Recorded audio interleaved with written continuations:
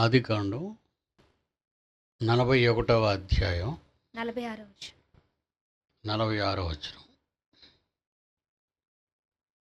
యోసేపు బయలుదేరి ఐగుప్తు దేశమందంతటా సంచరించాను. యోసేపు ఐగుప్తు రాజు అయిన ఫరో ఎదురు నిలిచినప్పుడు 30 సంవత్సరములు వాడై ఉండెను. అప్పుడు యోసేపు ఫరో ఎదుట నుండి వెళ్ళి ఐగుప్తు దేశం అంతటా సంచారం చేశాను. ఆహార నిల్వలు, గోడౌన్స్ నిర్మాణాలు కానివ్వండి,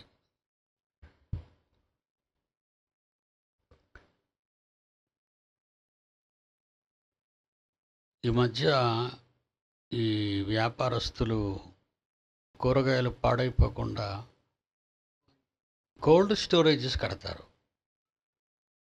ఆహార ధాన్యాలని పాడైపోకుండా ఉండాలన్నా, వెజిటబుల్స్ కానివ్వండి, మిరపకాయలు కానివ్వండి, చాలా వాటిని కోల్డ్ స్టోరేజెస్ అని, అంటే వాతావరణానికి డ్యామేజ్ కాకుండా, పురుగు పట్టకుండా కొన్ని నియమాలు ఫుడ్ కార్పొరేషన్ ఆఫ్ ఇండియా అని మన దేశానికి ఒకటే ఉంది. గవర్నమెంట్, సెంట్రల్ గవర్నమెంట్ ఆధీనంలో. అదే ఈ గోడౌన్స్ను నిర్మిస్తుంది. నిల్వలను భద్రపరిచే అతిపెద్ద భారీ షెడ్డులు అవి. వేలకు వేలు బస్తాలు లోపల భద్రపరచబడతాయి. కనుక పంటలు ఈజిప్టు దేశం అంతా పండిన తర్వాత 7 సంవత్సరాల పంట దాచుకోవటానికి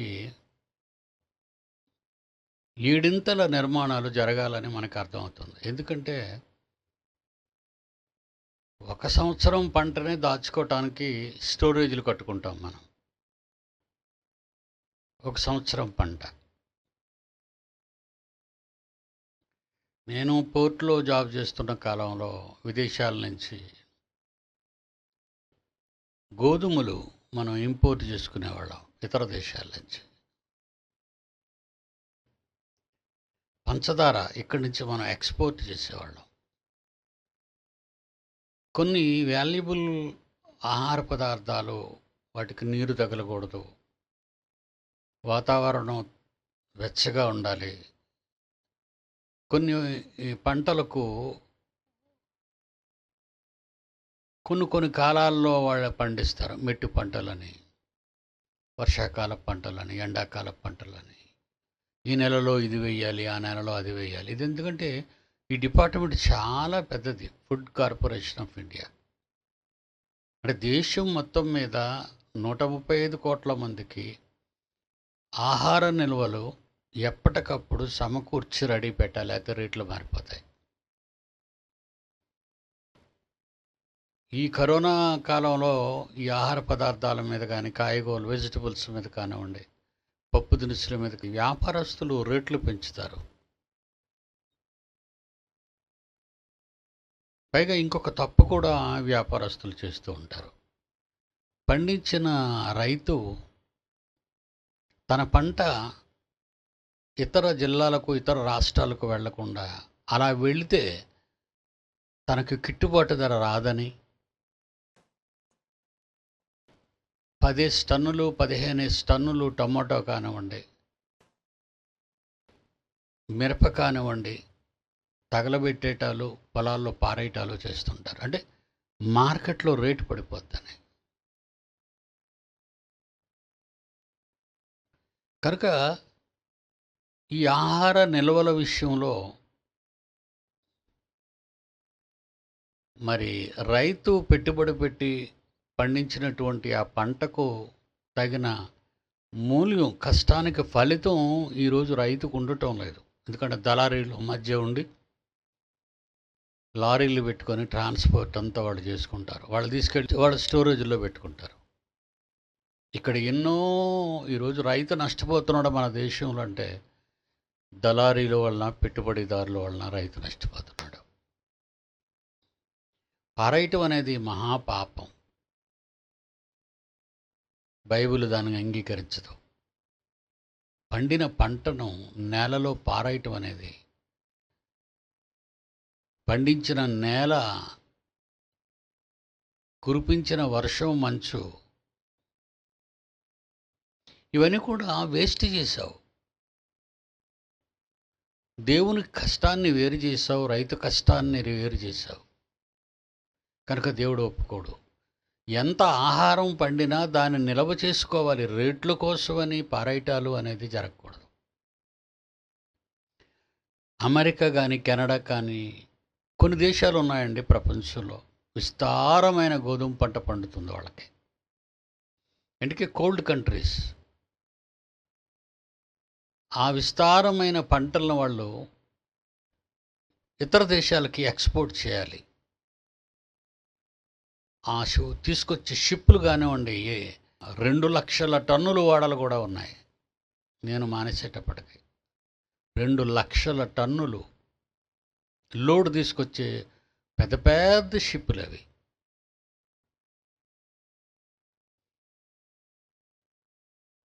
అవి దాని ఖర్చు ఆ దేశం నుంచి దేశానికి వచ్చి ఈ దేశంలో వాటిని ఇక్కడ దించేసి మళ్ళీ వెళ్ళటానికి ఆ ట్రాన్స్పోర్ట్ బై షిప్ సముద్ర మార్గాన రావడానికి ఆ రేటుకి మన దేశం కొనుక్కోగలిగి ఉండాలి. అలాని పంట పండించే అమెరికా, ఈ కోల్డ్ కంట్రీస్, వెస్టర్న్ కానీ యూరోపియన్ కంట్రీస్ కానీ ఆ పంటను మనకి తక్కువకి ఇవ్వరు. ఎందుకంటే ప్రపంచ మార్కెట్ అని ఒకటి ఉంటుంది. అందులో ఏ ధర నిర్ణయిస్తారో ఆ ధరకే అమ్మాలి. ఆ ధర రాకపోగానే విస్తారంగా పండిన పంటను వాళ్ళు ఏం చేస్తారంటే సముద్రాల్లో, షిప్పుల్లో తీసుకెళ్ళి సముద్రాల్లో ఉంపేస్తారు. ఇలాంటి దారుణమైన పరిస్థితులు కూడా ప్రపంచంలో జరుగుతున్నాయి. అర్థమైందనుకుంటాను మీకు. అయ్యో, మనకు మిగిలింది చాలులే, మనకు లాభం లేకపోయినా పర్లేదు, మీరు షిప్పులు పెట్టుకొని మీరు మెటీరియల్ తీసుకెళ్ళిపోండి, అక్కడ పేద ప్రజలకు ఎవరు, మీ దేశానికి సహాయం చేస్తున్నామే అనే వాళ్ళు ఎవరు. ఎందుకంటే ప్రపంచ మార్కెట్లోనూ అన్ని దేశాల వాళ్ళు ఎక్స్పోర్ట్స్ అనేవి చేస్తుంటారు. ఈరోజు ప్రపంచం అంతా చైనా మీద ఆనుకొని ఉండిపోయింది. వీళ్ళు 20,000 పెట్టి తయారు చేసే వస్తువు కూడా 5,000కే తయారు చేసేస్తున్నాడు. కనుక దేశాలన్నీ కూడా భవిష్యత్తు ప్రణాళికలు ఆలోచించుకోకుండా చైనా మీద ఆధారపడ్డాయి. ఈరోజు చాలా దెబ్బతిన్నాయి ప్రపంచ దేశాలన్నీ చైనాను ఆనుకోవడం వల్ల. వాళ్ళు మార్కెట్లో వాళ్ళు ఇచ్చేది చాలా తక్కువ రేట్లకి ప్రజల్ని ఆలోచింపజేసి ప్రజలకు ఇవ్వాలి అని మోసపూరితమైనటువంటి దగాకోరు వ్యాపారాన్ని చైనా చేస్తుంది. మిగతా దేశాల్లో ఆ రేటుకి వాళ్ళు ఇవ్వలేరు. ఎందుకంటే అమెరికాలో కాస్ట్ ఆఫ్ లివింగ్ ఎక్కువ, ఇంగ్లాండ్లో కాస్ట్ ఆఫ్ లివింగ్ ఎక్కువ, ఇండియాలో కాస్ట్ ఆఫ్ లివింగ్ తక్కువ. ఎందుకంటే మనకిక్కడ ₹1 అమెరికాలో $1 అంటే అమెరికాకి అది రూపాయి అని అర్థం. మన ఇండియన్ రూపాయి కాదు, అమెరికా రూపాయిని డాలర్ అంటారు. $1కి ఇండియన్ మనీ ఎంతో తెలుసా? ₹70 సుమారు. అమెరికాలో ₹1కి అది ఇండియా వచ్చేసరికి ₹70 అవుతుంది, మన ఇండియా రూపాయలు. కనుక ఇంచుమించు ప్రపంచ దేశాల్లో, అన్ని దేశాల్లో ఇంచుమించు ఎక్కువ మెజారిటీ కంట్రీస్లో వాళ్ళంతా బాగా డబ్బున్న వాళ్ళు, ఎక్కువ ఖర్చులు వాళ్ళకి, ఎక్కువ జీతాలు వాళ్ళకి. ఇండియాలో చూడండి, ఒకప్పుడు ఇంచుమించు 1980, 1978, 79, 80లో కువైట్లో ఉద్యోగం చేయడానికి వెళ్ళేవారు. అది కువైట్ని డెవలప్ చేయడానికి ఆ రోజుల్లో వాళ్ళు ఇండియా నుంచి కూడా మన పని వాళ్ళని తీసుకుని వెళ్ళేవారు. ఆ రోజు వాళ్ళ జీతాలు 50,000 వరకు ఉండేదంటే 50,000 ఇచ్చారంటే ఈరోజు అది దగ్గర దగ్గర 2,00,000 రూపాయలని అర్థం. కనుక ఎక్కువ మంది కువైట్ దేశానికి వెళ్ళిపోయారు. అలాగే ఒక ఎమిరేట్స్ ఉంది, అదొక ఉదాహరణ. అది ఇంచుమించు 17, 18, 20 రూపాయల వరకు ఉంటుంది. మరి ఇండియాకు ఆ ధరం అనేది మనం తెచ్చుకుంటే ఇండియాలో 20 రూపాయలు. అది 20 రూపాయల దానికి ₹1 ఇది యునైటెడ్ అరబ్ ఎమిరేట్స్లో. కనుక ప్రియులారా, కాస్ట్ ఆఫ్ లివింగ్ బట్టి ఆ కంట్రీ ఉన్న దానికి ఉన్న గొప్పతనం మీద ప్రతి వస్తువు అక్కడ ఖరీదైనవిగానే ఉంటాయి. అలాగే వ్యాపార రంగంలో వ్యాపారం అనేది మాయ. ఈ మాయలో ఈ పోటీని తట్టుకొని నిలబడగలిగిన అగ్రరాజ్య స్థానంలో ఈరోజు వచ్చింది చైనా అంటే ఆ మోసంలోనే. ఇలాంటివి జరగకుండా ఉండాలి అంటే యోసేపు నిజంగా 30 ఇయర్స్కే, ఆయన వయసు 30 ఏళ్ళకే 7 సంవత్సరాల విస్తారమైన పంటను ముందు భద్రపరిచే గదులు కట్టాలి. గదులు అంటే చిన్న చిన్న గదులు కాదు, గోడౌన్స్. సుమారు వేలు బస్తాలు పేర్చబడితే అందులో తడి కానీ గాలి కానీ ఏది లోపలికి వెళ్ళకూడదు, భద్రపరచాలి. కనుక ఈజిప్ట్ దేశం అంతా తిరగాలి, అంతేగాని సరదాగా తిరుగుతున్నాడు ఈజిప్ట్ దేశం అనుకోకండి. ఫరో రాజు, నువ్వు వెళ్ళు, ఈజిప్ట్ మన దేశంలో ఖాళీ స్థలాలు, పంట భూములు, పండే పంట సంవత్సరానికి ఎంత పంట పండుతుందో మనకి, అలా 7 సంవత్సరాల పంటను 7 సంవత్సరాలు దాయాలి. ఎక్కువ బస్తాలు బియ్యం నేను రప్పించేసుకున్నా పురుగు పడుతుంది. అది ఎక్కువ కారం కొనేసుకున్నా పురుగు పడుతుంటుంది. అది పురుగు పడుతుందండి. ఎక్కువ నిల్వ ఉండటం వల్ల పురుగు పుడుతుంటుంది. గోధుమలు కానివ్వండి, బియ్యం కానివ్వండి, మిరప కానివ్వండి, పప్పులు కానివ్వండి, మనం తినే ఆహార పదార్థాలు పురుగు పడుతుంది. పురుగు పట్టకుండా ఉండాలి అంటే దానికి మందులు కొట్టాలి. పురుగులు పట్టని, పురుగు చనిపోవాలి. ఆ బియ్యం బస్తాల దగ్గరికి, ఆ గోధుమ బస్తాల దగ్గరికి, వాటి దగ్గరికి వెళ్ళగానే పురుగు చచ్చిపోవాలి. దోమలకు ఎలాగైతే మందు కొడతామో మన ఆహార పదార్థాలు కుళ్ళిపోకుండా, పురుగు పట్టకుండా ఉండాలి అంటే, ఇప్పుడు చెదందు చూసారండి, అది బయటకు అసలు మనకు అన్ని కిటికీలు బాగున్నట్టు ఉంటాయి, కానీ ఆ లోపల అంతా తినేస్తాయి. చెదపురుగులు అవి తినేసేయడమే. కనుక దానికి మందులు కొట్టాలి మనం. ఏదో మనకు బాగా ఉంది కదా అని కనబడి రంగు వేసిస్తే బ్రష్ నొక్కితే బ్రష్ లోపలికి వెళ్ళిపోద్ది. అంత భయంకరంగా చెదబడుతుంటుంది.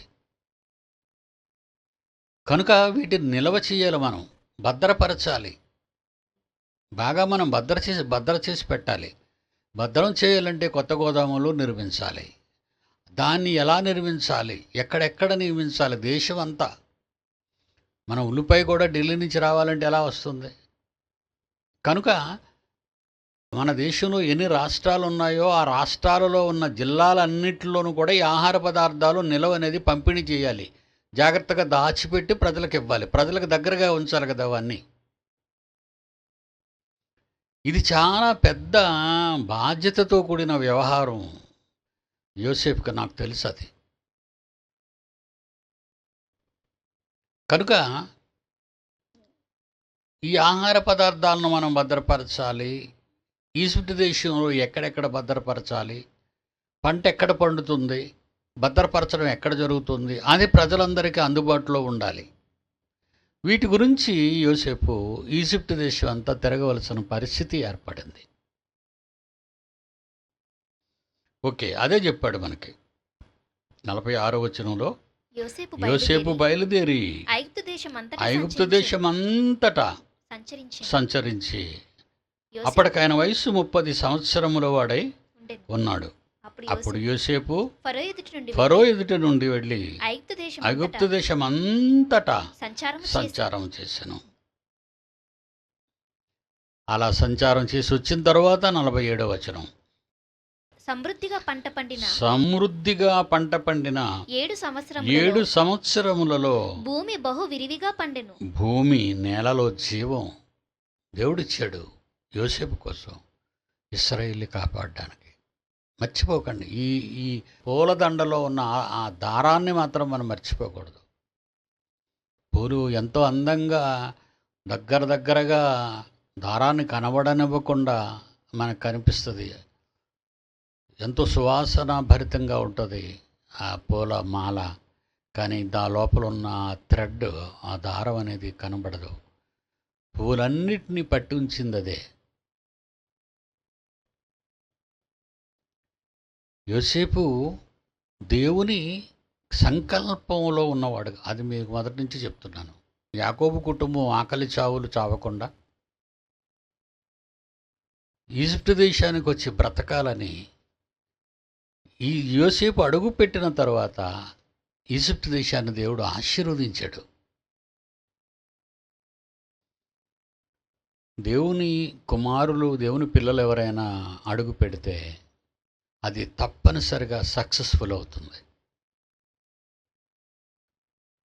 ఎందుకంటే దేవుని ఇష్టాన్ని జరిగించేవాళ్ళు. అందుకే అన్నిటికంటే జీవవాక్యాన్ని బోధించటానికి వచ్చిన దైవజనుడు అడుగు పెడితే ఆ ఇల్లు ఆశీర్వదింపబడుతుంది, ఆ పట్టణం ఆశీర్వదింపబడుతుంది, ఆ రాష్ట్రం ఆశీర్వదింపబడుతుంది, ఆ దేశం ఆశీర్వదింపబడుతుంది.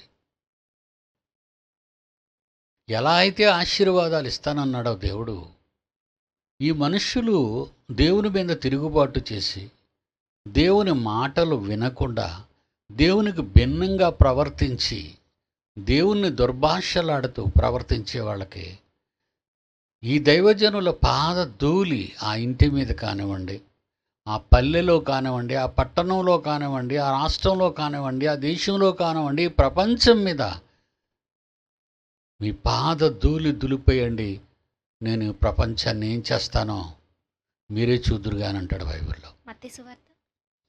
మత్తయి సువార్త 10వ అధ్యాయం 14వ వచనం. మత్తయి సువార్త 10వ అధ్యాయం 14వ వచనం. ఎవడైనా మిమ్మును చేర్చుకోకుండా మీ మాటలు వినకుండా మీరు ఆ ఇంటినైనను ఆ పట్టణమునైనను విడిచి వెళ్ళిపోయే ముందు మీ పాద ధూళి దులిపివేయండి. విమర్శ దినమందు ఆ పట్టణపు గతి కంటే సొదొమ గొమొర్రా పట్టణాల గతే ఓర్వతగినది. అగ్ని గంధకాలు కురిస్తే సొదొమ గొమొర్రా సర్వనాశనం అయిపోయింది. అదైనా పర్వాలేదు, కానీ మిమ్మల్ని చేర్చుకోకుండా మీ మాటలు వినకుండా మీరు ఎవరైనా త్రోసిపుచ్చారనుకోండి, దేవుడు వాళ్ళని ఓర్వలేని బాధలు ఇస్తానంటున్నాడు ఆ దేశానికి. ఓర్వలేని బాధలు. సొదొమ గొమొర్రాలో బాధ కంటే భయంకరమైన బాధ ఆ దేవుడు వాళ్ళకి ఇస్తానన్నాడు. ఈ మధ్యకాలంలో నా జీవితంలో చూసింది, వాక్యం చెప్పటానికి పాపం చాలామంది పిల్లలు బైబిల్ పట్టుకొని పాటలు పాడుకొని రోడ్డు అంటూ వెళ్ళినా సరే వాళ్ళని అల్లరి పెట్టటాలు, వాళ్ళని అడ్డుకోవటాలు, వాళ్ళ మీద పేడ నీళ్లు జల్లటాలు, వాళ్ళని బూతులు ఆడటాలు. ఈ ఆంధ్రప్రదేశ్లో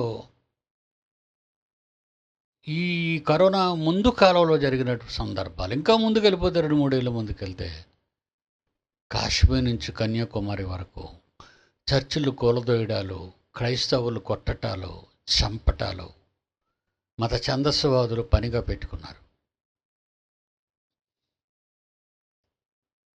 ప్రియులరా, ఈరోజు భారతదేశం కరోనాలో అగ్రస్థానానికి పరుగులు తీస్తుంది. వాళ్ళకి అది తెలీదు. ఎందుకు మా దేశానికి ఇలా జరుగుతుంది? ఒక పక్క మిడతలు, ఒక పక్క భయంకరమైన తుఫానులు, ఒక పక్క భూకంపాలు, ఒక పక్క ఎండల తీవ్రత. ఇవన్నీ ఎందుకు జరుగుతున్నాయో భారతీయులకు అవసరం లేదు, అమెరికన్స్కి అవసరం లేదు, ప్రపంచ దేశాల్లో మనిషి అన్నవాడు ఆలోచించడం లేదు వీటి గురించి. జరుగుతాయి, మేము ఏదో ఒక రకంగా బతకాలి. చూసారా ఎలాగైపోయిందో? అసలు దేవునిని గూర్చి తెలుసుకోవాలి. దేవుడనే ఆయన ఉన్నాడు. ఆయన మనల్ని అబ్జర్వేషన్లో పెట్టుకున్నాడు. మనల్ని చూస్తున్నాడు ఆయన. మనం చేసిన తప్పిదాలకు తగిన శిక్ష విధించకుండా ఆయన ఊరుకోడు అనే దేవుని భయం అనేది ఎవ్వరికీ లేదు. ఎందుకంటే దేవుడు కూడా ఎంతో కొంత ఇచ్చేస్తే ఊరుకుంటాడు అనే పరిస్థితిలోకి వచ్చేసిందా ఈ నరజాతి అనేది అప్పుడప్పుడు నేను ఆలోచిస్తుంటాను. ఏమండి, ఒక లంచం తీసుకునేవాడైనా, పార్టీ ఫండ్ కోట్లు తీసుకున్న, వ్యాపారంలో కోట్లు మోసగించిన, అమాయక ప్రజలను మోసగించిన, మాకేం కాదు, దేవుడు కూడా ఎంతో కొంత పడేయచ్చు అనుకుంటున్నారా ఈ మనుషులు? నాకు అలాగ అనిపిస్తుంటుందండి. వీళ్ళు చేసిన పాపాల కోసం వీళ్ళకి భయం లేదు. దేవుని పట్ల వీళ్ళు చేస్తున్నటువంటి అవిధేయత కానీ, తప్పుడు మాటలు కానీ, తప్పుడు పనులు కానీ అవి కూడా వీళ్ళకి అర్థం కావట్లేదు. ఏదో కష్టం వచ్చింది అనుభవిస్తాం. కష్టం ఎప్పుడు ఉంటుందా? కొంతకాలం ఉంటుంది, పోతుంది. కనుక ప్రపంచ చరిత్రలో ఈరోజు కరోనా అనేది, మానవాళి సంహారం అనేది భయంకరంగా జరిగిపోతుంది. రాని దేశాలు ముందు అగ్రస్థానంకి వస్తున్నాయి. మొట్టమొదట లేక ఆలస్యంగా వచ్చి ఎంతో జాగ్రత్తగా ఉన్న దేశాలన్నీ ఈరోజు అగ్రరాజ్యాన్ని మించి పైకెళ్ళిపోతున్నాయి. డెత్స్లో, చావుల్లో, రోగాల బారిన పడిన వారి సంఖ్య లక్షల్లో ఉంది. ఇవి ఎందుకు జరుగుతున్నాయని ఇండియాలో ఉన్న వాళ్ళు ఎవరైనా ఆలోచిస్తున్నారంటే వాళ్ళు ఆలోచించరు. గునియా వచ్చిందండి, ఎబోలా వచ్చింది, వచ్చిందిలేండి, అవి మన దేశానికి రాలేదు. స్వైన్ ఫ్లూ వచ్చిందండి, డెంగ్యూ వచ్చిందండి, వస్తాయండి, పోతుంటాయి. కర్ఫ్యూ వచ్చిందండి, దానికి కూడా అదే టైటిల్ సెలెక్ట్ చేశారు. వస్తాయండి, పోతాయండి, సహజీవనం చేయటమే మనం దాంతో. సహజీవనానికి చావుకి వెళ్ళిపోతున్నాం కదా. ఒక మగవాడు ఆడదానితో సహజీవనం చేసినప్పుడు చావడు, కానీ మృత్యువుతో సహజీవనం ఏంటి అంటే మనిషిని భయంలో నుంచి తీసుకొచ్చేస్తున్నాడు. వారికి తప్పదు, మనం కలిసి మనం బ్రతకాలి అని. మందులు చేతగాక, చేసిన ఘోరాలు జ్ఞాపకం చేసుకోక, తప్పులు అని దేవుని ముందు మోకారిల్లక, క్షమాభిక్ష ప్రసాదించమని కన్నతండ్రి అయిన దేవుణ్ణి అడగక్క, నువ్వెన్నిస్తావో ఇయ్యో, మేము సహజీవనం చేస్తాం, తిన్నన్నాళ్ళు తింటాం, బ్రతుకు లేకపోతే చేస్తాం, పోతాం. చూసారు ఎలా డెసిషన్కి వచ్చారు వీళ్ళు?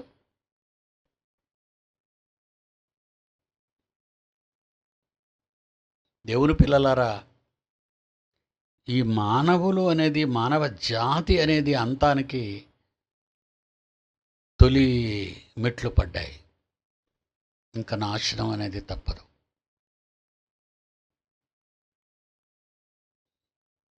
Risky life.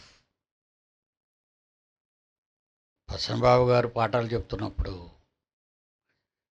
అసలు అంతరిక్షంలోకి వెళ్ళటం మనిషికి శ్రేయస్కరం కాదు. తుఫాన్లోకి బోటేసుకొని వెళ్తే మహాసముద్రంలో చస్తావు, నో సెక్యూరిటీ, భూమి మీదే. కానీ అంతరిక్షంలోకి వెళ్తే నో సెక్యూరిటీ, రిస్క్. అది రిస్క్ అని ఎవరికి తెలుసు? ఆ రిస్క్ను నియంత్రించి, రిస్క్ను బేస్ చేసుకొని మనం దానికి పైన మరొక అడుగు వేద్దాం అనుకొని సెల్ఫ్ రిస్క్ తీసుకొని వెళ్ళిపోతున్నారు.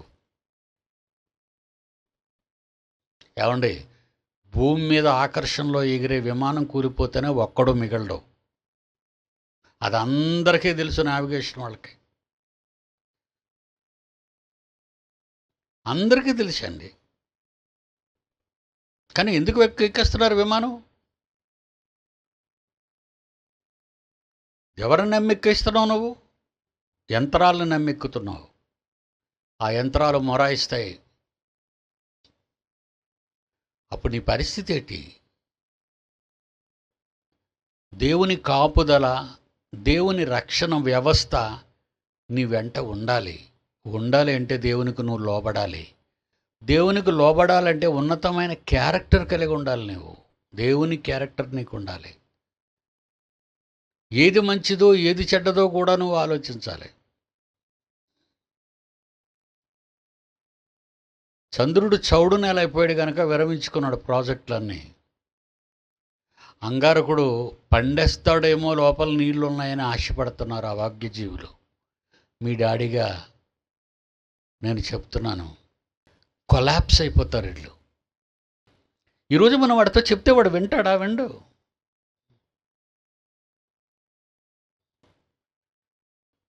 అనకూడదు కానీ 2 నెలలు 3 నెలలు ఇంట్లో లాక్డౌన్ అయితేనే ఇళ్లల్లో ఉండలేని ఊరి మీద తిరిగి అలవాటు పడిన ప్రజలు బాగా వినాలి ఇది.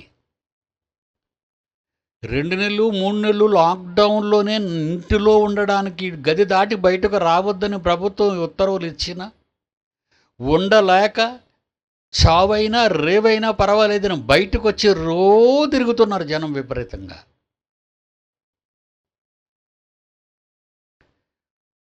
ఆరు నుంచి 8 నెలలు నువ్వు ఈ ప్రయాణంలో ఉండగలవా? అది ఇంటికంటే ఘోరంగా ఉంటుంది. నువ్వున్న ఇల్లు కంటే నువ్వు వెళ్ళే ఆ ఫ్లైట్, అంగారకుడి దగ్గరికి వెళ్ళే ఆ స్పేస్ షటిల్, అందులో నువ్వు ఫస్ట్ క్లాస్లో కూర్చున్నట్టు ఉంటుంది తప్ప నువ్వు ఇష్టం వచ్చినట్టుగా గెంతడానికి, పరుగులు తీయటానికి కాదు. 8 మాసాలు ఉండగలవా బిడ్డ? ఇకపోతే 8 మాసాలు నీకు డేంజరస్ సిచ్యుయేషను.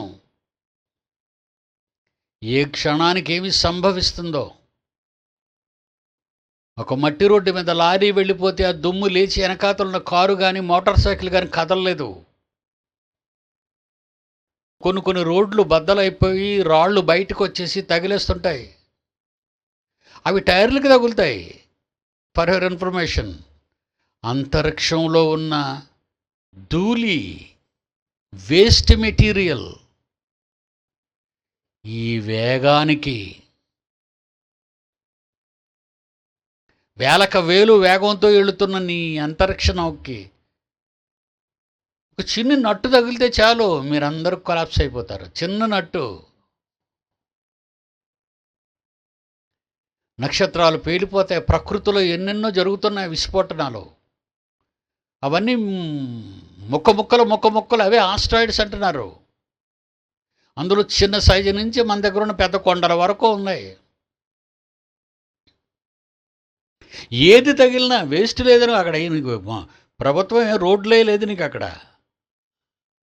వీటన్నిటినీ చూసుకుంటూ వెళ్ళదంటే వెళ్ళరు. ఇంత వేగంతో వెళ్తున్నారంటే ఏ మొక్క వస్తుందో ఏం తగులుతుందో వీళ్ళకి అనవసరం. టోటల్ ఫెయిల్యూర్ అయిపోతాడు వాడు. ఎవడు? స్టీఫెన్ హాకిన్స్ తమ్ముడు. ఆడు కదా ఇప్పుడు మొదలెట్టాడు. చచ్చిపోతే ఆ దరిద్రుడు ఏం చెప్పాడు? మీరు భూమి ఉండదు 100 సంవత్సరాల తర్వాత, మీరు ఎక్కడో దగ్గర దారి ఎత్తుక్కున్నారు. కానీ ఇప్పుడు దారి ఎత్తుకుతున్నారు. వద్దండి. భవిష్యత్తు తెలియనివాడు మూర్ఖుడు, అవివేకి, అజ్ఞాని, అహంకారి. నీకేం పోయే కాలంరా? గాలి, నీరు, మానవ జీవితానికి అవసరమైన వాటన్నిటినీ తండ్రి ఈ విశ్వంలో భద్రంగా కనబడని చోటున దాచిపెడితే నువ్వు అందులోంచి బయటకు వచ్చి నా మీద పడిపో అని చెప్తావు ఆ ప్రకృతితో. భవిష్యత్తు ప్రణాళిక, యోసేపు భవిష్యత్తు ప్రణాళిక అది. ఆ తరాల్లో మరి ఆకలి చావులు రాకుండా ఈజిప్టులో ఉన్న వాళ్ళంతా బ్రతికి బట్ట కట్టాలి అంటే, బాగా పంటలను పండించి అడుగుపెట్టిన యోసేపును బట్టి ఈజిప్టు దేశాన్ని దేవుడు ప్రేమించాడు. దేశమంతా తిరిగాడు, సంచారం చేస్తున్నాడు యోసేపు. ఎందుకంటే దేవుని యొక్క సంకల్పంలో దవ్వే ప్రపంచానికి కనబడని ఆ దారి, ఆ తాడు, పూలలో ఉన్న తాడు కనిపించదు, పువ్వులే కనబడతాయి, సువాసనే మన ముక్కుకు తగులుతుంటుంది. అలాగే దేవుని అనంత సంకల్పం ప్రపంచ క్రైస్తవులకు తెలీదు. సంకల్పం అంటేనే తెలియదు వాళ్ళకి, ఈ మత శాఖల వాళ్ళకి. ఎందుకంటే Bible open city India international నా పిల్లలు విఘ్నులు కావాలి. ప్రపంచానికి దిక్కు బైబిల్ ఓపెన్ సిటీ. 2-3 తరాల తర్వాత నా పిల్లలు 2-3 తరాల తర్వాత ప్రపంచంలో ఎవడైనా బైబిల్ ఓపెన్ సీటు కోసం క్యూలో నిలబడాలి. ఎందుకంటే సకల శాస్త్రాలను మించిన మహాపాండిత్యం చెప్పబడుతుంది బైబిల్ ఓపెన్ సిటీ ఇండియా ఇంటర్నేషనల్లో. ఎందరు ఆడిపోసుకున్నా అండి, ఎందరు హాఫ్ నాలెడ్జీ పీపుల్ నోటుకొచ్చినా మాట్లాడినా, దేవుని సంకల్పాన్ని నెరవేర్చే ఏకైక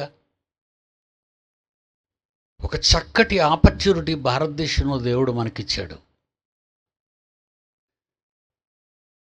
బైబిల్ని బైబిల్గా చదువుతున్నారా? నేను ప్రారంభ కాలంలో మొదలు పెట్టేటప్పుడు శాస్త్రం గురించి సైన్స్ మాట్లాడేటప్పుడు ఇదేంటండి బాబు, ఈయన బైబిల్ చెప్పకుండా సైన్స్ చెప్తాడేంటి? చూసారా? అంటే అర్థం కాని అమాయక జాతం. చూసారా? కొండ జాతలు అంటావు. చూసా, కొండల్లోకి వెళ్ళగానే వాళ్ళకి ఏముండవు, గోచి ఉంటుంది అంతే. అలా ప్రవర్తించారండి 50 years బ్యాక్. దేవుని యొక్క మహాజ్ఞానం, సకల శాస్త్రాలను అధిగమించిన బైబిల్ అన్నప్పుడు ప్రతి నాస్తికుడు పైకి లేచిపోయాడు, ప్రతి హేతువాది పైకి లేచిపోయాడు, ప్రతి పాస్టర్ పైకి లేచిపోయాడు. ఈయనకి దెయ్యం పట్టిందండి అన్నాడు.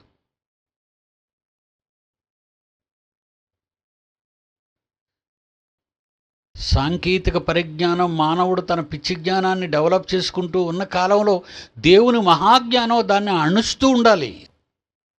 Science science science science science science.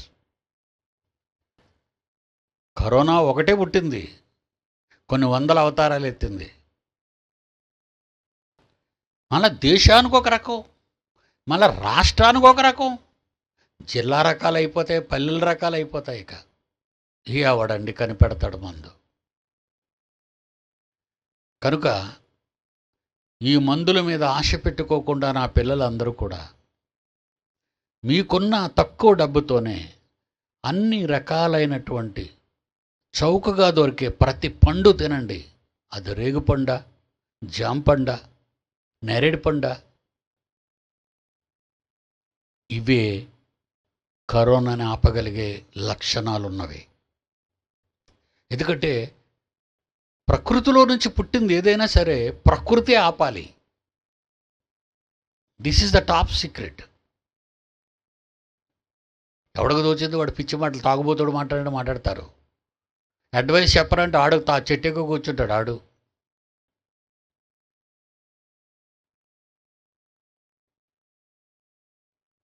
భూమి మీద వాయువులు కలుసుకుంటాయి.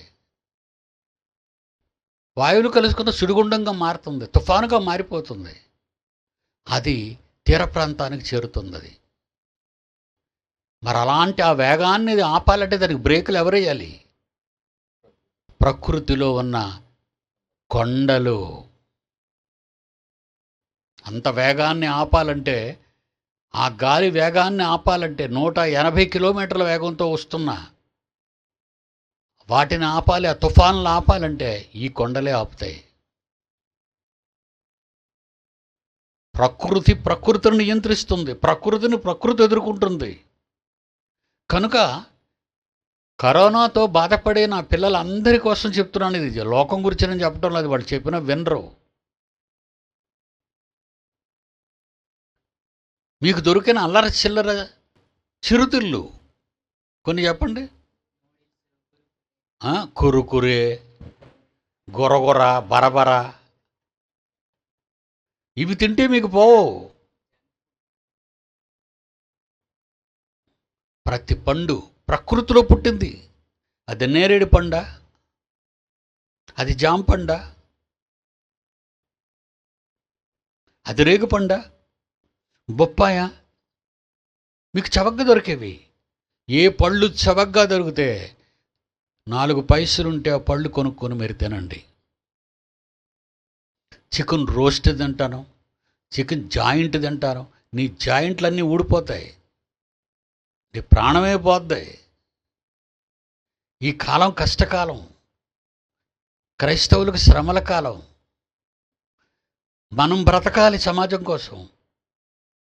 సమాజంలో వాళ్ళు బతికితే ఏంటి, బ్రతకపోతే ఏంటి? వాళ్ళు దేవునికి పనికిరారు, సమాజానికి పనికిరారు, ఎదురుగా కనిపిస్తున్న మనిషికి పనికిరారు. వీళ్ళు సృష్టించిన దేవునికి పనికిరారు వాళ్ళు. వాళ్ళు చచ్చినా ఒకటే, బ్రతికినా ఒకటే. వాళ్ళ గురించి మన ఆలోచన వద్దు. మీరు బ్రతకాలి, నా పిల్లలు బ్రతకాలి. ఎందుకంటే ఈ జ్ఞానం నా తరవ నుండి యేసు వచ్చినంత వరకు ప్రపంచం మీద అధిష్టానమై కూర్చోవాలది. ప్రపంచ జ్ఞాన సింహాసనం మీద దేవుని వాక్యం కూర్చోవాలి. నా పిల్లలు ఉండాలి అక్కడ.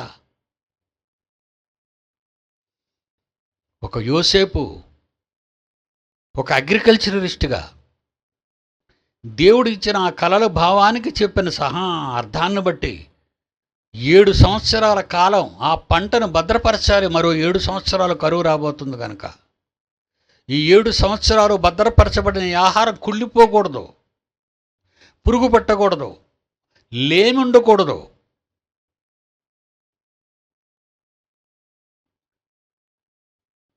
ఫరో అనుమతి ఇచ్చాడు, నాయన దేశ సంచారం చేసిరా, ఎక్కడెక్కడ ఖాళీ స్థలాలు ఉన్నాయన్నీ అమ్మేసుకుందాం అనుకున్నది. ఈ మధ్య గవర్నమెంట్ ఎలా తయారైంది చూడండి. గతంలో పాలించిన పాలకులు, స్వాతంత్రం వచ్చిన తర్వాత మన పాలకులు అందరూ కూడా బాగా ఎక్కడ పడితే అక్కడ పావలాకి బేడకి ఇచ్చేసారండి ఎకరాల స్థలాలు.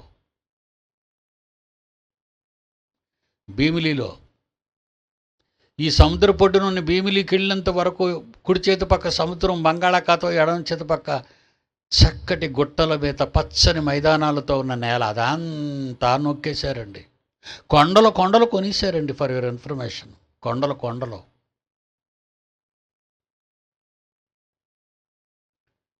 జగన్ సీఎం అయిన తర్వాత డబ్బు లేదు ఖజానాలో. ఎక్కడ ప్రభుత్వ స్థలాలు ఉన్నాయో, గవర్నమెంట్ స్థలాలు, అసైన్మెంట్ ల్యాండ్స్ ఉన్నాయో అమ్మేద్దాం అన్నాడు.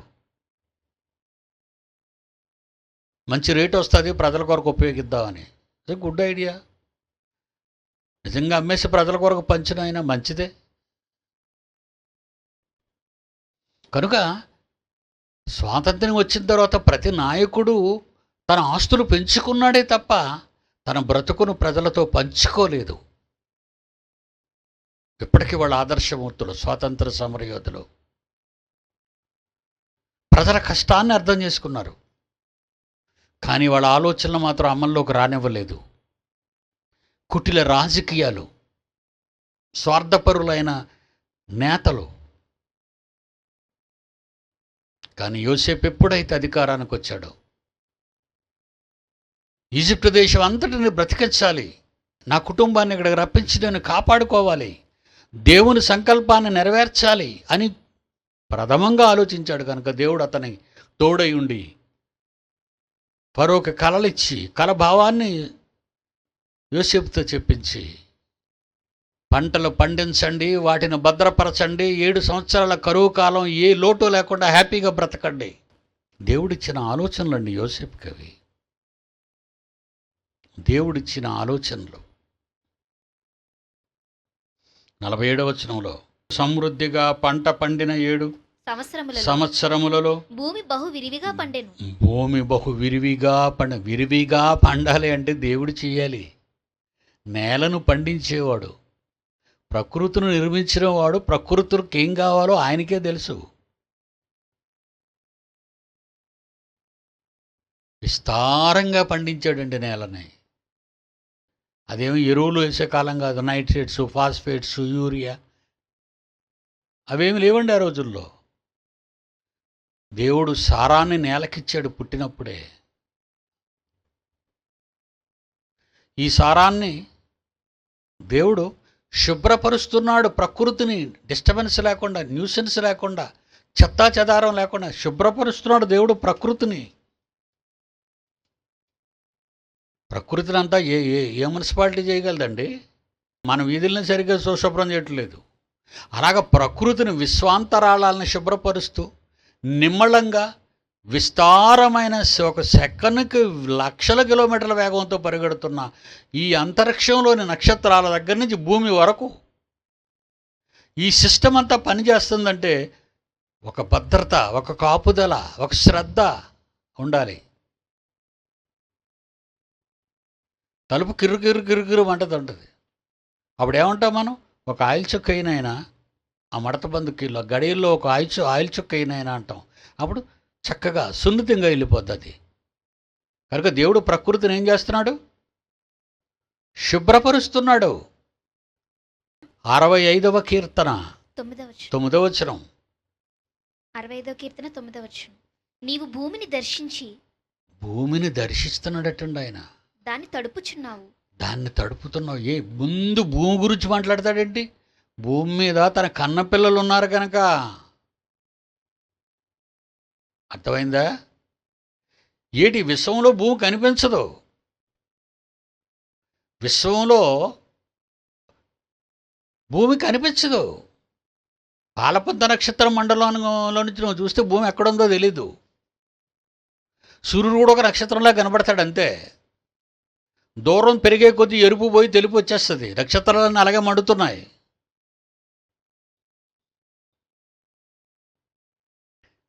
ఎంత చక్కని మాట అండి అది. ఏమంటున్నాడు? నీవు భూమిని దర్శించి దాన్ని తడుపుతున్నావు. దానికి మహదైశ్వర్యము కలుగజేయుచున్నావు. దేవుని నది నీళ్లతో నిండిపోతుంది. నీవు భూమిని అట్లు సిద్ధపరిచిన తరువాత భూమిని అలా సిద్ధపరిచి వారికి ఆహారాన్ని పెడుతున్నావు. దాని దుక్కులను అంటే నీ పిల్లలని లోటు లేకుండా పెంచటానికి తండ్రి అయిన దేవుడు భూమిని దర్శిస్తున్నాడా? నేనండి, మన ఫ్యామిలీస్ అన్నీ ఇక్కడ ఉన్నాయి. నీకు రైస్ ఎంత కావాలి, ఏంటంటే కావాలో రాసిమ్మనండి అని అడుగుతాను. కూతురు పెట్టినా కొడుకు పెట్టినా కొడుకు చెప్పినా ఏంటి కావాలో వాళ్ళని రాసిమ్మను అని చెప్తాను. అప్పుడు అన్నీ రాస్తారు, అన్నీ రప్పిస్తాను. నా పిల్లలు బయటికి వెళ్ళకూడదు, నా పిల్లలు ఆకలి కొనకూడదు, నా పిల్లలు లోటు అంటే తెలియకూడదు. గోల్డ్ స్పూన్స్తో పెరిగి పుట్టామండి అంటారు చూసారు, అలా నా పిల్లలిద్దరిని పెంచానండి. నేను అనుభవించాను కష్టాలు, నా పిల్లలు అనుభవించకూడదు. అదే ప్రేమ అండి. అంతకంటే విపరీతమైన ప్రేమ అంటే దేవునికి. భూమిని దర్శించి దానిని తడుపుచున్నావు. దానికి మహదైశ్వర్యం ఏంటి? ఆ సముద్రాలేంటి, ఆ మేఘాల వలయాలేంటి, ఆ మహాపర్వతాలేంటి, ఆ మేఘాలతో వెండితో కప్పిపెట్టినట్టు కప్పిపెడుతున్న భూమండలాన్ని, ఆ జలపాతాలేంటి, ఆ పచ్చని మైదానాలేంటి, ఆ కోట్ల కోట్ల జీవరాశులేంటి, ఆ ఎగిరే పక్షులేంటి, సముద్రంలో నీటిలో ఉన్న చేపలేంటి. కీర్తనల గ్రంథం 104:30. కీర్తనల గ్రంథము 104:30. నీవు నీ ఊపిరి విడిచిపెట్టగానే అవి సృజింపబడును. అట్లు నీవు భూతలమును నూతనపరచుచున్నావు. వర్షం పడగానే నేను అంటుంటానులేండి మా పిల్లలతో, ఎండలు బాగా మండిపోయి ధూళి బాగా రేగిపోయి ఎక్కడ చెట్టు అంతా పచ్చగా కనబడదండి, ఎర్రమట్టితో నిండిపోయి ఉంటుంది. ధూళితో పట్టేసి ఉంటాయి మన కిటికీలు ధూళి, మన కట్టలు ధూళి. ఏంటంటే బళ్ళు తిరగటం వల్ల డస్ట్ అండి. వర్షం పడగానే ఒరే దేవుడు చూడరా చక్కగా క్లీన్ చేసేసాడు, మన రోడ్లు క్లీన్ అయిపోయి మన చెట్లు పచ్చగా కనబడుతున్నాయంట. చెట్లకు స్నానం, నేలకు తడి, స్టాక్ అయిన కుళ్ళు కొట్టుకుపోవటం. ఆయన భూమిని నిదానించి సారవంతమైన నేలగా తన పిల్లల కోసం ఎంత ప్రేమ. ఏమండి, ఎంత ప్రేమ చూపిస్తున్న దేవుణ్ణి పక్కన పడేసి, ఎంత అవిధేయుడుగా, ఎంత గర్వంగా దేవునికి ఎదురు మాట్లాడి జ్ఞాపకం కూడా ఆయన చేసుకోకుండా ఆయన విడిచిపెడుతున్నావు. ఈ వేదనతో నేను అన్నమాటేనండి, అంగారక గ్రహ ప్రయత్నం సర్వనాశనం అవుతుంది. డేట్ అది నోట్ చేసుకోండి. ఏ రోజన్నానో భవిష్యత్తులో చెప్పాలి మీరు ప్రపంచానికి. భూమిని సారవంతం చేసి, భూమి మీద ఉన్న ప్రజల కొరకు ఆలోచించక, భూమి మీద దేశాలకు భయం చెప్పి, మారణాయుధాలను నిర్వీర్యం చేసి, గొడవలు యుద్ధాలనే జోలికి వెళ్లకుండా భూమిని బాగు చేయలేనివాడు, ప్రపంచ దేశాలను బాగు చేయలేనివాడు, వీళ్ళందరిని ఎక్కడికో తీసుకెళ్ళారు. అబ్బా, ఏం బిజినెస్ చేసేవరా నువ్వు, ఏమి ఏమి వ్యాపారం మొదలెట్టావురా? ఈ అమాయకులు ఈ బకరాలన్నింటినీ ఈ స్పేస్ క్రాఫ్ట్ల మీద తీసుకెళ్ళిపోయి అంగారకుడు దించుతావా 8 నెలల తర్వాత? అప్పుడు వాళ్ళు దిగుతారా? అక్కడికి వెళ్తే ఎంతకాలం దాగుంటారో? అదంతా లాక్డౌన్. అది అంగారగ్రహం మీద లాక్డౌను. మీరు బయటికి ఎక్కడ ఊరికి చెయ్యి పట్టుకోరు, పార్కుల్లో చెట్టుకొని చేరబడి ముద్దులెట్టుకోవడం కాదు. ఇక్కడ ఎవరికి ఇచ్చిన కొంపలా లోపల ఉండాలి. అదిగో బయోస్పియర్ 2లో నుంచి మాడిపోయి ఎలా బయటకు వచ్చి తొండపిల్లల్లాగా అయిపోయారు వాళ్ళు. మనిషికి బుర్ర లేదండి. మనమే చెప్పాలి. ఎందుకంటే మనల్ని మహిమపరిచే రోజులు ఇవే. దేవుడు మనలను మహిమపరిచే రోజులు. 1 కొరింథీ 2:7 దేవుడట ఈ సమాజంలో 760 కోట్ల మంది దగ్గర దేవుడు మనల్ని మహిమపరుస్తానని ఒప్పించాడు. ఆయన్ని మహిమపరుస్తున్నాం కనుక మనం. కొరింథీయులకు రాసిన మొదటి పత్రిక 2:7 దేవుని జ్ఞానము మర్మమైనట్టుగా బోధించుచున్నాము. ఈ జ్ఞానము చాలా భద్రతగా ఉంచాడు ఎవరికి కనబడకుండా. ఎందుకు? జగదుత్పత్తికి ముందుగానే ఈ జ్ఞానాన్ని దేవుడు మన మహిమ నిమిత్తం మన నోట ప్రపంచం వినాలి. ఊరే మీరు ఎర్రోళ్ళరా అన్నారా? కానీ లోకం మనల్ని ఎంపిక చేస్తే ఎంపిక చేయకపోతే గాడిది గుడ్డు. వాడు మనకు చేసేది ఏమి లేదు. వాడికి వస్తున్న ప్రమాదాలు, వాడు అడుగు వేస్తున్న అడుగులు మంచివి కాదని ప్రపంచానికి చెబుతున్నాం. ప్రపంచానికి మేము శాస్త్రవేత్తలను కొందుకు ఎడంకాల కింద పడేసాను వాళ్ళందరినీ. ఒరే మీరు పిచ్చెక్కిందిరా, మీకు పిచ్చి. ఒక మహానాయకుడు పుడితే ఫరో అంతటి రాజు లొంగిపోయాడు యోసేపుకి. వాట్ ఏ వండర్ఫుల్ నాయనా దేవుడు నీకు ఇచ్చిన జ్ఞానం. నా కలల భావం. ఓకే ఓకే ఓకే ఓకే ఈ దేశాన్ని నీకు అప్పగిస్తున్నాను, నా ప్రజలు నీకు అప్పగిస్తున్నాను. నీ ముందు ఎవరో కాళ్ళు చెయ్యి ఎత్తడానికి వీల్లేదు. పేరుకే నేను రాజుని, పాలన నీది. యోసేపును మహిమపరిచాడు. ఈజిప్ట్ దేశం అంతా సంచరించడానికి బయలుదేరాడు.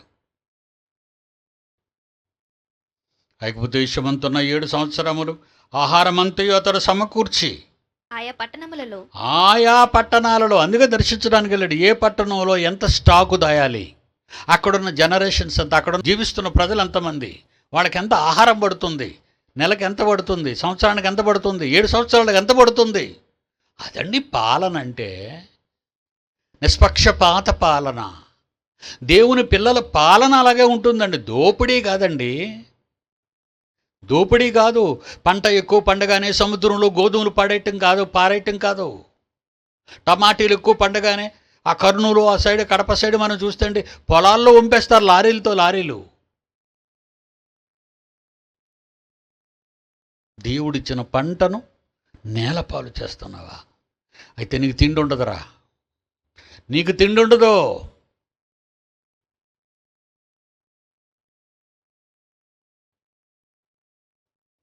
ఏ పట్టణము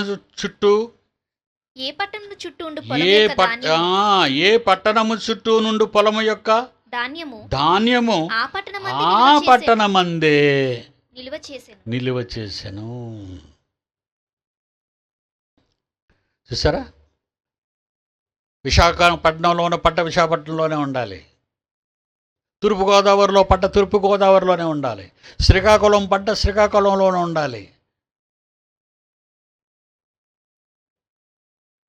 ఏమండి మంచి ఖరీదైన బియ్యం కదండి, పెద్ద రేటుకి అమ్మేసుకుందామండి. బొంబాయి పంపించేయకు, ఎమిరేట్స్కి పంపించేయకు.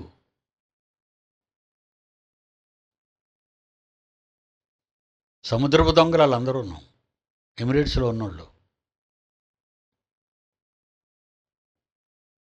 అరేబియా సముద్రం మీదుగా ఏమైనా వాడలు వెళ్తే బోట్లు వేసుకొని వెళ్ళిపోయి వాళ్ళందరినీ చంపేసి వాళ్ళ ఆహార వస్తువులన్నీ తీసుకొచ్చేవారు. ఎడారిలోనూ గొయ్యి తీసి ఇసుకలో పాతేవారు. వేడికి అది ఉడికిపోతే తీసుకొని తినేవారు. ఇప్పుడు అలా పరిస్థితి చూడలేదు మీరు. ప్రపంచంలో పండిన ప్రతి పండు ఈ సీజన్లో పండిన అది ఎమిరేట్స్లో దొరుకుతుంది. వెర్రబీగిపోతున్నారు. టైం అయిపోయింది వాళ్ళకి కూడా. నేను చాలా కాలం అప్పుడు చెప్పాను, దీనికి కూడా లిస్ట్లో ఉన్నారు వాళ్ళు కూడా. కొలాప్స్ పోతారు. వాడుకున్నంతకాలం వాడుకున్నారు ప్రపంచ ప్రజల్ని, ఆయా దేశ ప్రజల్ని. అవసరం తీరిపోయింది కదా అని, ఆయిల్ దొరకటం లేదని అబద్ధాలాడి ప్రజలను వాళ్ళ దేశాలకు పంపేస్తావా? నీకు అవసరం లేకపోతే తగిలేస్తావా? నీ అవసరానికి అనుగుణంగా వాడుకుంటావా? ఆడవాళ్ళని వాడుకుంటావా? పిచ్చి పట్టిందిరా నీకు. ఎప్పుడో చెప్పాను ఎమిరేట్స్కి వార్నింగ్. ఈ గల్ఫ్ దేశాలన్నిటికీ భయంకరమైన ముప్పు తప్పదు. గత 3 ఏళ్లగా వాళ్ళ మీదకి వస్తున్న వర్షాలు కానీ ఉప్పెన్లు కానీ మీకు తెలుసు. ఎలాంటి ఇసుక తుఫాన్లు వచ్చాయో మీ కళ్ళతో మీరు చూశారు, న్యూస్లో వచ్చారు. వాళ్ళందరికీ నేను ఇచ్చిన టైటిల్ ఏంటో తెలుసా? ఇసుక మీద ఇల్లు కట్టుకున్న బుద్ధిహీనులు.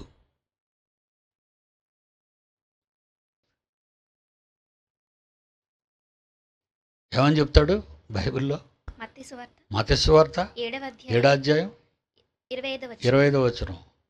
మరియు నా మాటలు విని వాటి చొప్పున చేయని ప్రతివాడు ఇసుక మీద ఇల్లు కట్టుకొనిన బుద్ధిహీనుని పోలిగినది. వాడు బుద్ధిహీనులండి. గల్ఫ్లో ఉన్నవారు డబ్బున్నోళ్ళు కానీ బుద్ధున్నోళ్ళు కాదు.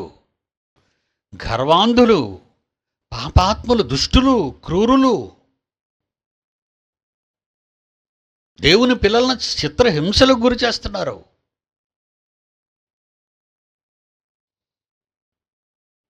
ఇసుక మీద ఇల్లు కట్టుకున్న బుద్ధిహీనుని పోలి ఉన్నారు. వాన కురిసింది, వరదలు వచ్చేసాయి, గాలి విసిరింది, ఇంటి మీద కొట్టింది, బుర్జ్ ఖలీఫా పడిపోద్ది. దాని పాటు గొప్పది. ఏడుస్తారు ఇప్పుడు అందరూ వచ్చి అక్కడ. నువ్వు అంతస్తుల ప్రపంచ దేశాలు తిరిగి అంతస్తుల భవనాలు చూసి అన్నీ నీ దేశంలో కట్టేసుకోవాలని బాబెలు గోపురం కడుతున్నావా నాయన? అలాంటి ఆశలు ఉన్నాయా మీ దగ్గర? పోతారు. దేవుని జ్ఞానాన్ని చూడాలండి వాళ్ళు చూడరు కదా. దేవుని జ్ఞానాన్ని వాళ్ళు చూడరు. యోసేపు మంచి జ్ఞాని. ఆయా పట్టణాల్లో పండిన పంటంతా ఆ పట్టణాలకు దగ్గరగానే నిలువ చేశాడు. God bless you. శనివారం కలుసుకుందాం. అందరికీ సెలవు.